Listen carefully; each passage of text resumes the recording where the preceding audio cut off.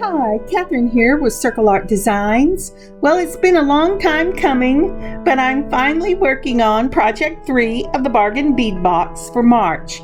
This will be the matching bracelet for the necklace and earrings we have done in Project 1 and 2. So let's get started.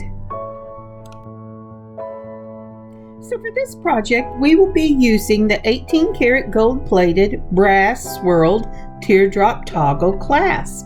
We will also be using number 1 crimp. I will be using beadalon. We'll need 2 of those. We will also be using from the Bargain Bead Box the 8mm white shell pearl round beads and the 8mm black agate dyed round beads. And lastly, we will also be using the 8mm glass pearl beads in teal green. These are all from the Bargain Bead Box. From my own stash, I will be using the rhinestone rondelle spacers in a 5mm. 4mm will also work. And I will also pull from my own stash the midnight black econoflex from Soft Flex beading wire in a medium.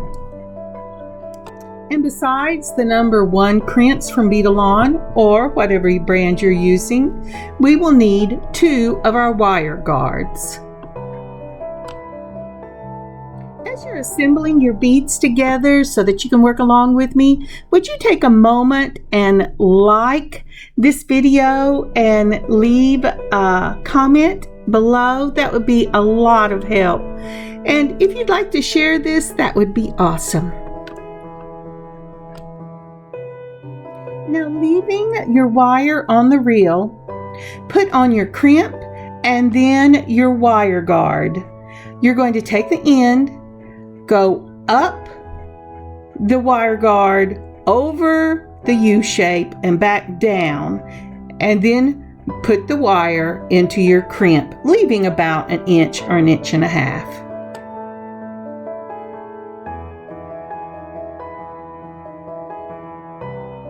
Okay, let's see if I can't get my hands a little more in picture. Okay, one more time. I have put the crimp on.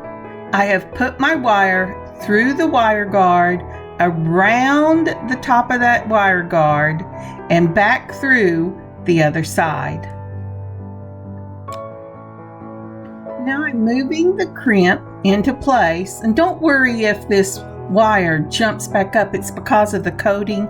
Just pull it back down and snug that crimp up to it. And it should look like this. Now we're ready for a crimping tool. If you don't have one, you can press it down with your pliers, but it's not as secure. So your crimping tool has 2 sections. There's a large half circle and a small half circle at the front. First, put your crimp into the back half circle, making sure your wire is on either side of that crimp. You don't want them to cross over, but to stay straight. Once you have it in, mash it down and it should form an M. And now we're going to move it to the front of the crimping tool. You want to turn your crimp halfway around. So instead of going across the horizon, it's going vertical. Then you'll put it in the front part of the crimper and mash them together, and it should close that M up and make a nice round little tube or bead. Just like that. And now we're going to measure our wire and cut it from the spool. I'm going to start with a 7-inch bracelet. So I'm going to measure out 7 inches of wire from the wire guard tip. And then I'm going to add 2 inches and clip. Why do I do that? Because I find if I make a 7-inch bracelet, for most people, if I put an extender on it, it fits perfectly. And so now I'm going back to measuring, and I'm going to lay out my beads to see about how many beads I will need to make that 7-inch bracelet.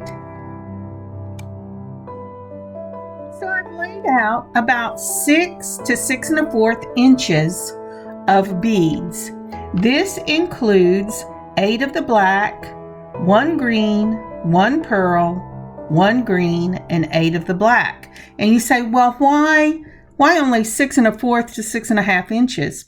Because I still have to get my rondelle rhinestone spacers in there, and I have to account for the larger clasp I'm using. So once you've measured your beads and you've figured out your pattern, we're ready to start putting them on the wire.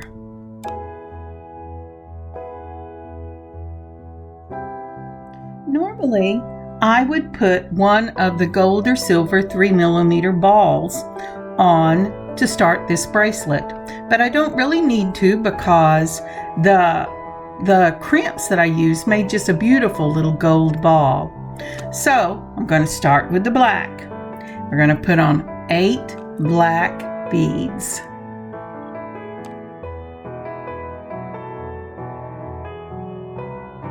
I find that getting prepared to make this type of bracelet is more time consuming than making this style of bracelet, especially when you want to get that crimp just right. But once you get your wire guard on and your crimp on and you've done all of your measuring, and you've laid out your pattern, or at least know what pattern you're using, that's just a matter of putting on the beads. And it can be very relaxing unless you've skipped a step. Now, once I get all 8 of those first black beads on, I'm going to very carefully put the 2 or 3 of them over what I have as a tail from the crimp. You do not have to do this. A lot of people cut it off right at the crimp, but you know, I'm old school, and so I like to at least leave one end with some tail on it. It makes me feel better about it.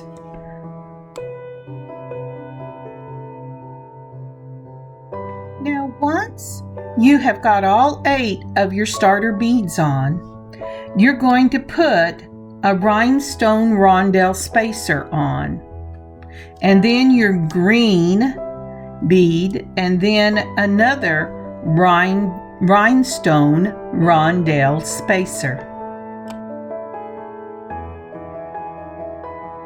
I just love these rhinestone rondelle spacers. I think I use them in a lot of stuff because I love the sparkle, and I think it gives it just a touch of elegance, whether you're putting it in a dangle earring or a bracelet or a necklace. And I'm a sparkle kind of person. So after we have gotten the rhinestone, the green bead, the rhinestone, the pearl, the rhinestone, the green bead, and another rhinestone, that's the middle of our bracelet, and we're over 2/3 of the way finished. Now all we need to do is put on the next 8 beads and put your wire guard and crimp on the other end. With that in mind, I'm going to speed this up just a little bit. After all, we don't want it to become like sitting and watching paint dry.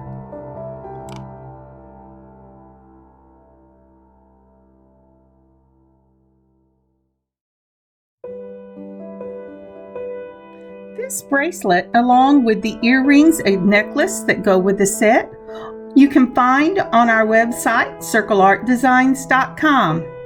Stop by and take a look.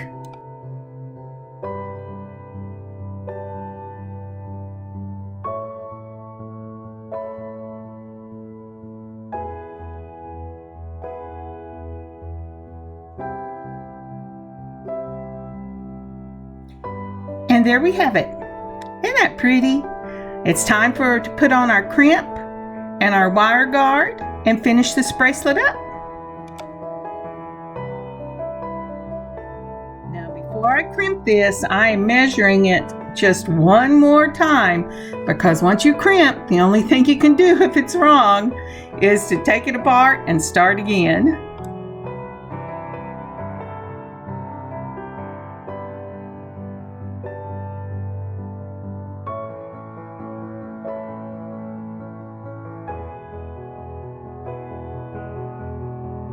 So on goes my crimp, and then I will put on my wire guard.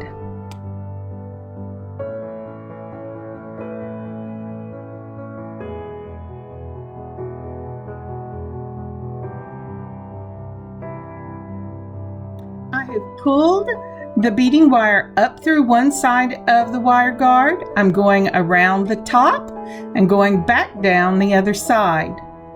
Then I will cinch this up going towards the crimp and put the wire in the crimp itself. I definitely need to get longer arms or bigger eyes because it's getting harder and harder to hit that little hole. So now I pull the crimp up and I'm going through that first black bead on the end of the bracelet. And then I'm going to pull everything down up against the bead. You don't want it to be tight, but you don't want a lot of space either. You want it to be able to flex. You don't want it to be hard, but you don't want it to wibble wobble either.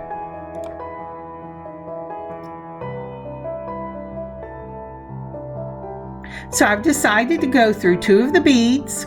I'm putting my round nose pliers into my wire guard, taking my bent nose pliers, and I'm going to pull that wire down till these beads and the wire guard meet the bracelet.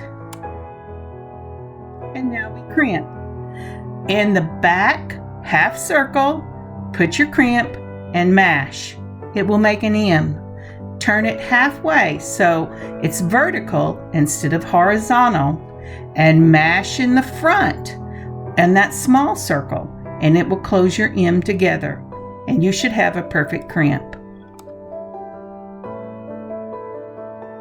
And now we're going to clip the little tail on our bracelet. Take your wire cutters, put them flush up against the bead that little tail is coming out of. Put only the little tail in the wire cutters and clip. That way you've clipped that right up against the bead itself, and it should be hid in the bracelet. And there you have it. And now you need to make some decisions. Are you making this for yourself, or are you selling it? If you're making it for yourself, or if you only want one size, go ahead and use the clasps that came in your bargain bead box. If you're going to sell it, you need to use a lobster claw and an extender, unless you only want to offer one size. Now you will need a jump ring to put on whichever closure you decide to use. To open a jump ring, you hold it between two pliers and twist the wrist on one side. It'll open it. Put on the end of your bracelet through your wire guard, and then your closure or your extender, and then twisting only one wrist, close it back, and you're through.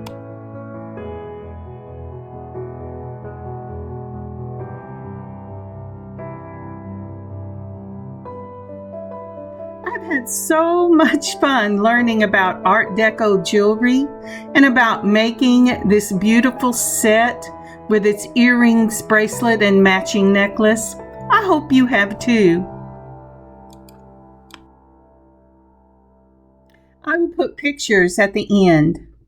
Thank you for joining me on this beading adventure today. I hope you have a great day and a wonderful beading adventure of your own. Catherine, Circle Art Designs.